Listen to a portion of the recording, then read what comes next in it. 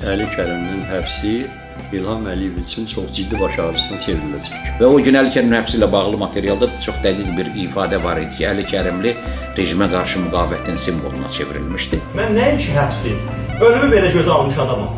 Mənim üçün şəxsən önəmli deyil nə qədər yaşamaq. Bilirsiniz mənim üçün nədir önəmli? Önəmli olan Allahın verdiyi ömrü ləyaqətlə yaşamaqdır.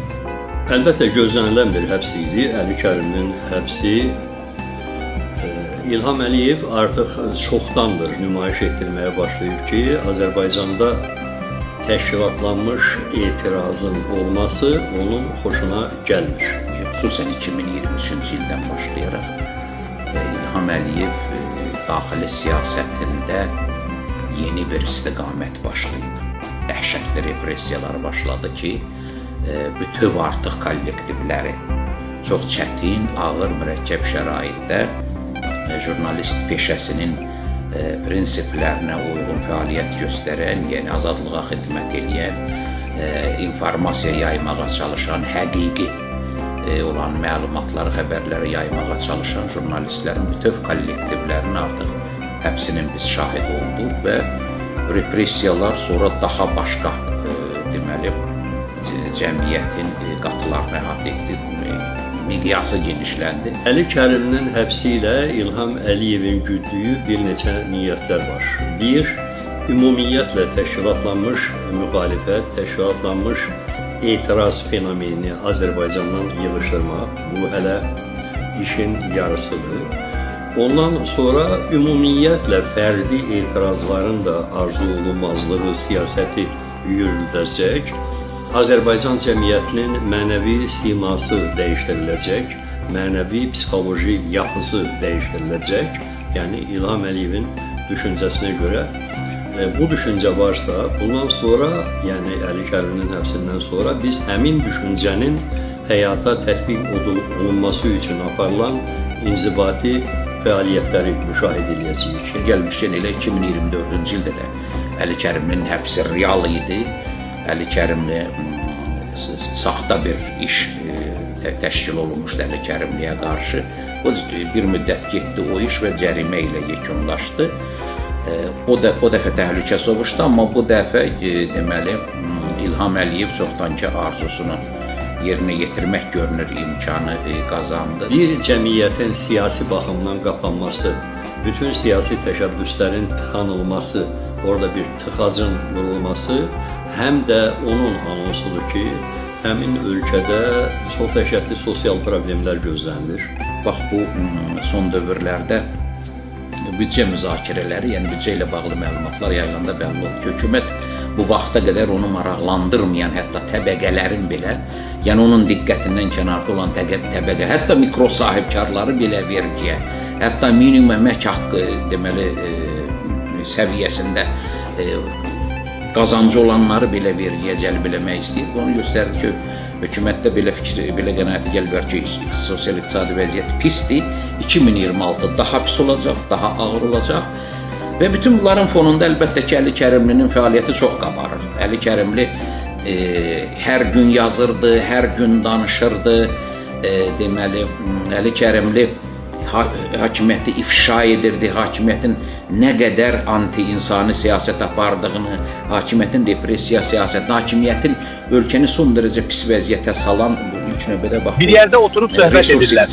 Azərbaycanı yad insanlardan azad edəcək. Bütün bunlar vəziyyəti ağırlaşdırır və Əli Kərim bütün bunlar var danışır və Əli Kərimin böyükdə reytinqi var idi. Əlbəttə ki, reytinq aşağı olsaydı heç bir halda o hökumət onu təhlükə hesab etməz. Yəni Əli Kərimdən intiqam almaq, Əli Kərimlini deməli təcrid etmək, deməli ölkəni qapamaq istəyirlər, quru sərhədlər bağlıdır, vətəndaş cəmiyyətini, siyasi partiyaları məhv etmək açıq-aşkar görünür ki, bunlar bu yolu tutublar və eyni zamanda 2026-ya hazırlıq çərçivəsində də buna baxmaq. Daxili qoşunlara xüsusi səlahiyyət verilməsi, İlham Əliyevin daxili qoşunlara rəhbərliyi İlham Əliyevin səlahiyyətinin sayı hesabı yoxdur artıq. Yəni bu Firon səlahiyyətlərindən də artıq səlahiyyətlərdir. Ağla gəlməz dərəcədə çoxlu səlahiyyətləri var və bütün bunlar razılıq edir və belə çıxır ki, İlham Əliyev 2026-cı ilə hazırlaşır. Həm bir tərəfdən xalqı soymaq, digər tərəfdən də etirazlar olacaqsa, o halda biz deməli açıq-aşkar görünür ki, əslində etirazçılarla döyüşən hazırlaşmaq bir deməli əlaməti görünür və çox təəssüflər olsun ki, belə çıxır ki, 2026-cı il ağır olacaq və Kərimin də həbsinə həm də bu kontekstdə baxmaq lazımdır.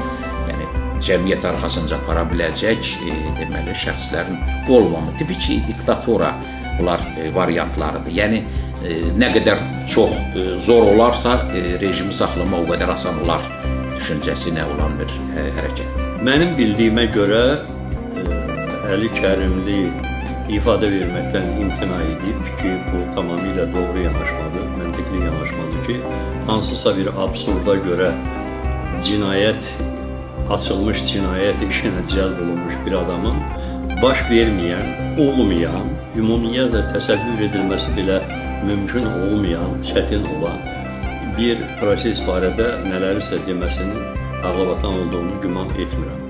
Amma əlbəttə istintaq necə gedir, orada daha kimlər var, daha kimlər dindirirlər, kimlərdən hansı ifadələri alıblar. Bu barədə bizdə aydın, dəqiq bilgilər yoxdur, çox təəssüf ki. Sadəcə olaraq bəzi təsəvvürlər var və bu təsəvvürlərin məntiqinə görə yəqin ki, Əli Kərimlinin Ramiz Mehdiyevlə hansısa əlaqələrinin olduğunu təsdiq edən yalançı şahidlər tapıb cinayət işinə tikəcəklər. Bir 5-6 nəfər, bəlkə də artıq nəfər deyə bilmərəm. Amma eyni zamanda istintaqdan deyil, kənardan mənim öyrəndiyim məlumatlara görə hətta bu işin tapşırıldığı müstəntiqin özü belə çətin durumdadır. Əli Kərimin saxta ittihamla həbs olunub, Məmməd İbrahim saxta ittihamla həbs olunub. Necə ki, Ələsgər Məmmədli, necə ki, Kənar Məmmədli, necə ki, meydançılar, necə ki, abzasçılar, toplumçular filan, yəni bu dövr repressiya dövrüdür və eyni zamanda qanunlar, konstitusiya qanunların tapdalanmasına yanaşı əxlaqın hər gün biz vəhşicəsinə tapdalanmasına şahid oluruq ki, adamlara böhtan atmaq, adamlar haqqında yalan danışmaq, iftira atmaq adi bir şeyə çevirir. Yəni bunların cinayət işi də saxtadır, bunların iqtisadiyyatla bağlı məlumatları da saxtadır, yalandır, məsələ burasındadır. Ona görə də bunların obrazı bəllidir də bizə. Yəni zorla iqtidarda qalmaq, vəzifədə qalmaq, o Saatlıda idi, səhv eləmirəmsə, cəmaət su tələb edirdi, onları rezin güllələrlə vurdular. Bu göstərmək istəyirdilər ki, biz başqa variant tanımırıq. Vəssalam, yəni zor vəssalam.